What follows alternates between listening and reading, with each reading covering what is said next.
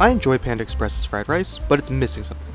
Today, we're making Panda Express fried rice, but better. We're making a homemade steak fried rice that you're not going to want to miss. This is a great meal for lunch or dinner, and just tastes so much better than takeout. So, let's get cooking. Cut about 2.5 pounds of beef flank steak into 1 centimeter cubes.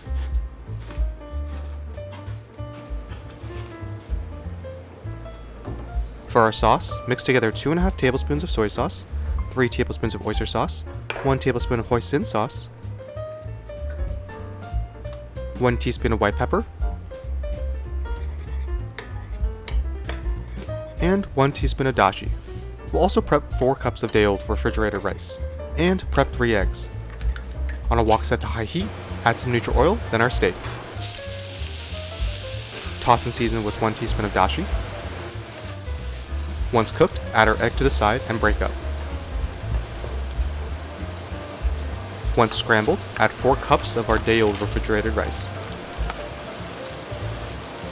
Add our sauce, and toss. Make sure all the rice gets a nice mixture of the sauce.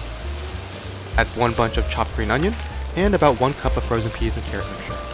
Toss it all together for about 2 to 3 minutes. And boom, you have Panda Express fried rice, but better. This steak fried rice is a level up from the $5 takeout you can get. I love to meal prep this for lunch, and it saves so much money. But more importantly, it tastes better too. If this steak fried rice looks good, then be sure to like and subscribe for more. Simple yet delicious meals like this are so much fun to make. The reward and deliciousness of the food versus the work required to make it are excellent for the steak fried rice, and this is a recipe you'll want to try. We'll see you next time.